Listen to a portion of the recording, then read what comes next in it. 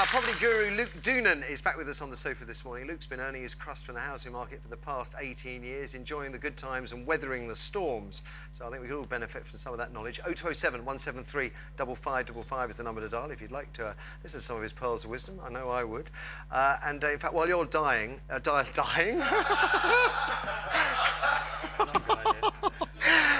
Hopefully not just yet. While you're dialing, a question to you. I mean, I do keep reading that house prices are on the up, green shoots of recovery, and yet in my heart of hearts, and I am no expert, I still have real reservations, real doubts. Well, it's a very confusing time for the majority of people in the housing market because we've had about 18 months of really, really bad press.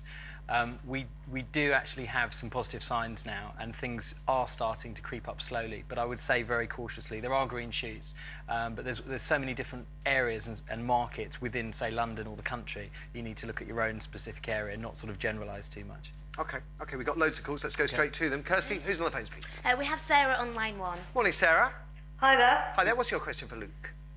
Basically, as a first-time buyer, I wanted to ask for some information about the shared ownership scheme. OK. Who's eligible and, well, just how it works, really. OK, I mean, question. Do you earn less than £60,000 a year? Yeah.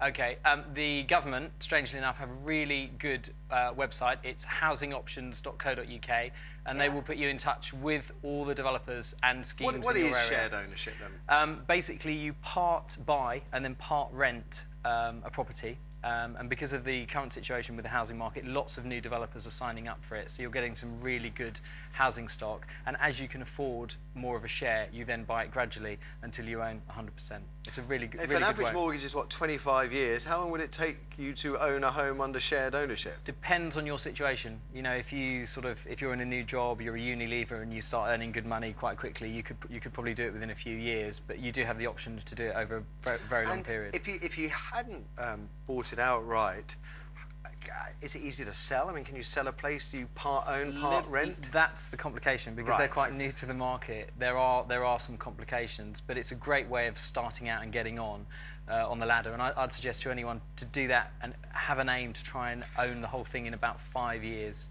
and then you can obviously own the whole thing or on a mortgage. Yeah. Own that, right? Yeah, it's just a good way to start, because you have to remember you're paying rent on the other half or the other third or whatever the percentage is. So you need to. It's a good way to get on the ladder. But then I would tell anyone to basically save as hard as you can and just keep buying an extra share till you move up. Because in my opinion, the difference between the rental side and the mortgage side is not that great. So it's a good way to get on. If you can afford the rent, you could probably afford it on mortgage. Thereabouts, yeah. OK. Exactly. Housingoptions.co.uk, really good site, and it will put you in touch with all the schemes in your area. OK, there we go, Sarah. Great stuff. Thanks, Luke. What's next then, Kirsty? On line 2, we have Tim. Tim, good morning. Morning. I'm told yours is a question about capital gains tax. You're not an MP, though, are you? I'm not an MP. Just wanted to check. Have you been flipping your home? So what's the question, Tim? I actually own 2 properties. OK. I live in one and the other is empty. OK. I would like to know how the capital gains tax will affect me if I sell the one that's empty. OK. What have you used it as your main home in the past year, or is it a rental investment?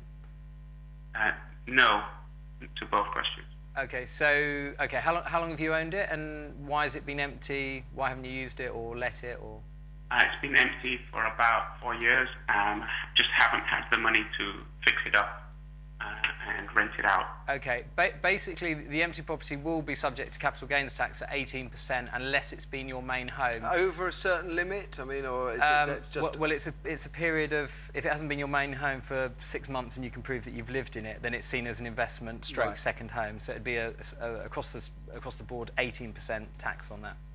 Unless you want to move into it and then back out, but that's kind of flipping your home. Flipping the home like MPs do, but actually do the moving rather, yeah.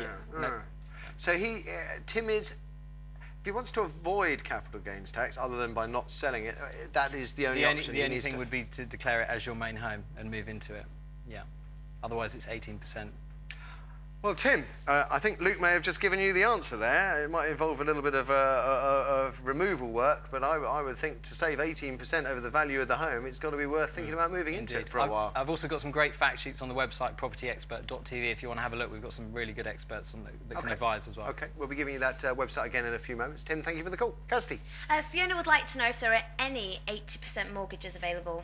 OK, well, why 80%, Fiona? Because I want to move from the area I'm in now to a much more expensive area, so we do need an 80% mortgage. Right. But all the ones we've found so far have really crippling interest rates. Yeah, unfortunately, the banks are still being really greedy. That's my only real worry with... I would have thought 80% would be relatively cheap because you'll have a 20% deposit down. Yeah, that's got to be better than the days when they're offering 110% Indeed. mortgages. To be honest, it's gone from one extreme to the other. The kind of average at the moment is 35 to 40%. Is what they want as a deposit. Yeah, exactly. I know that Lloyds, HSBC and Abbey are just about still offering 20%, 80% mortgages with a 20% deposit. But they're dear. They are dear, and the rates are changing literally at the moment on a daily basis. So would your advice be to Fiona move to a less well-to-do area? The whole thing about the property market I've found over the last 15, 20 years is in the old days when you wanted to move, you'd move to an area that was up and coming. And I just find that everyone wants to live in the best area, live above a Starbucks and have everything now. I would be inclined to say move to something certainly you can afford. It's all about affordability in maybe an area next to a really good up-and-coming area. So, you know, a game of stepping stones is just one step away perhaps from where you want to be. Yeah. Makes sense if they're piling the agony in on 80% mortgages. Fiona, thank you for the call. Let's have another, please, Kirsty. We have Amy on line 4. Morning, Amy.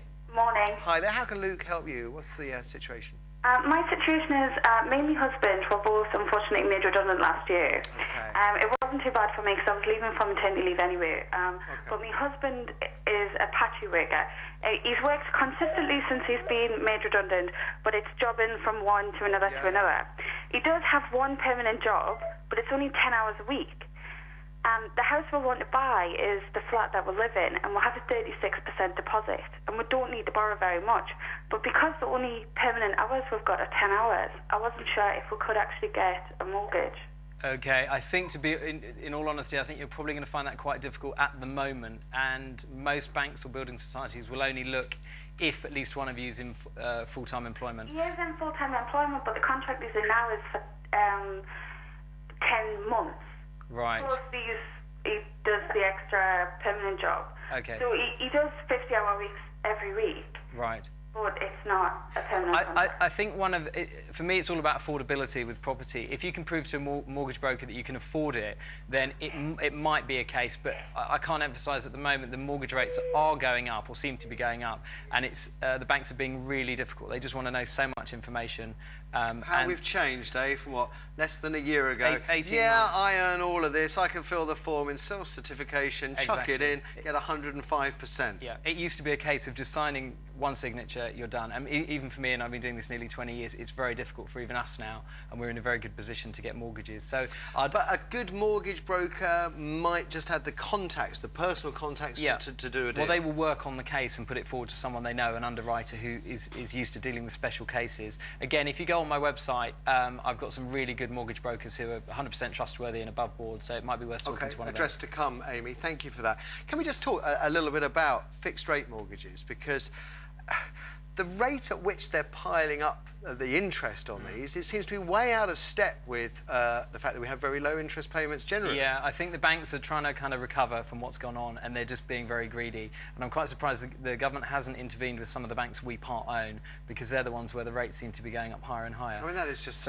bitterly ironic. So we own the banks, and they're the ones, those banks are the ones that are demanding that. Exactly. Well, what kind of deals are out there then for fixed rates? You're looking really anything just above between 5 and 6%, 5.5, 5.89, 3 to 5 years. You could be mad to sign a 6% for 3 years, or have you? I don't know. Well, some people are taking views that, you know, the interest rates will go up soon, so trackers aren't that popular at the moment. So I think a lot of people are actually fixing in. I think if you get around 5% or thereabouts, you're doing okay. But again, it's very difficult because they're changing on a daily basis. Literally, rates are being pulled, buy-to-let rates are being pulled every day. Okay. So something very quickly, down the last few seconds. First-time buyers, you were telling us earlier, it's never been it's a good time. Yeah. Lots of developers with lots of empty stock really wanting to get rid of the stock and sell their flats. So new builds really good, up to 30–40% discount in London and other cities. So haggle. Indeed. There you go. That is all we have time for today, folks. I do apologise if I've left you hanging on the line. If you want more of Luke's advice, do check out his website. I mentioned it earlier, www.propertyexpert.tv. There you go, details on screen now. Been a star this morning, Luke. Once again, thank you very much. Pleasure.